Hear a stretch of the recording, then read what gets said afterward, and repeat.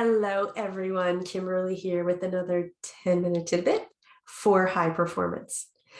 So I know we all have goals and we all have dreams and we all have aspirations. And wouldn't it be fantastic if you could determine whether or not you were going to actually achieve and reach and persist to that goal?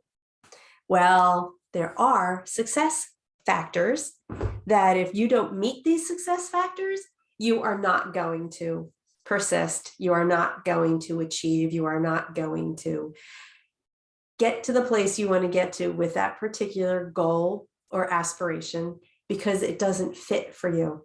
So I'm going to do a series on your success factors, and success factor number one is identity.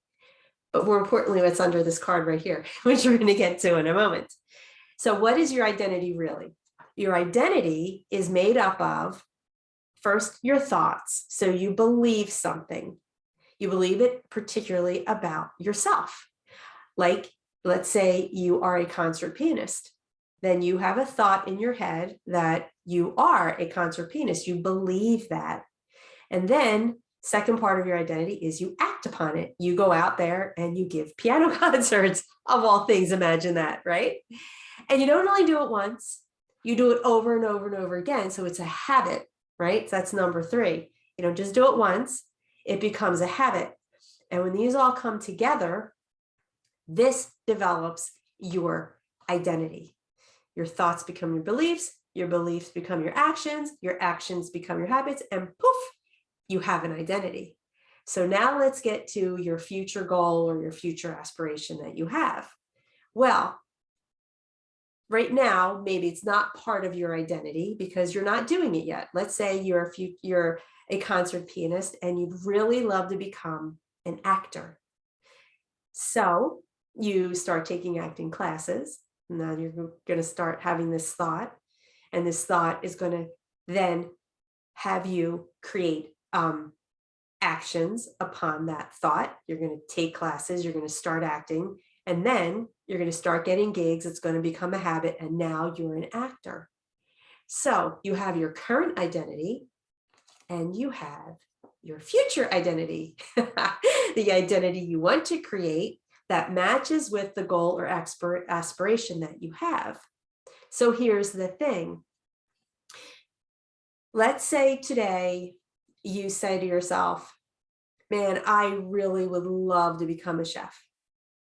And you go out there and you take these classes and you get a job and you find out that it's really super hard to be a chef in a restaurant. Well, even though you had that aspiration and you did all the right steps to change your future identity, but then you realize how difficult it was. And you say, you know what? That future identity that I thought I really wanted, that's not really what I want anymore. So what's going to happen?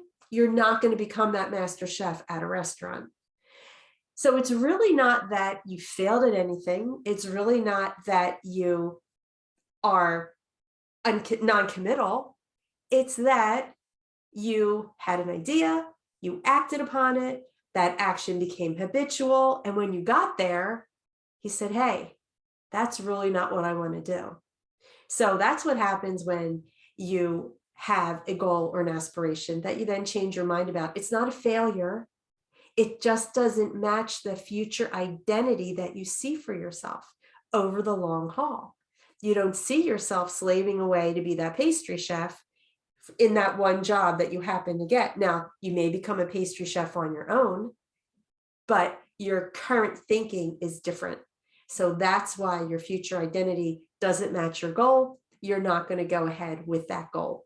On the flip side, if you have a thought and then your thoughts become actions and your actions become habits, and you love being that pastry chef, you don't want to be a pianist anymore, you want to be that pastry chef, and you love it, you'll do it because now the thing that you're doing brings you joy, and your future identity that you saw for yourself matches what brings you joy. Then voila, you have achieved that thing you wanted to achieve. And by the way, to go back to the previous example, even if you fail, quote unquote, fail at something, it doesn't mean you failed. It means, hey, I tried it. I went out there, I tried it. I stepped in those shoes. I didn't like those shoes, and I'm stepping back out of them. That's all it means. It doesn't mean you failed. It means you changed your mind.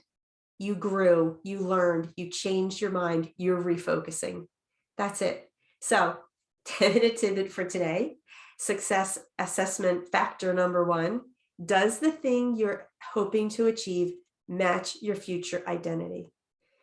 If it doesn't match your future identity, it's okay. And it's okay to allow that thing to go out of your awareness. It's okay to move on. Alrighty.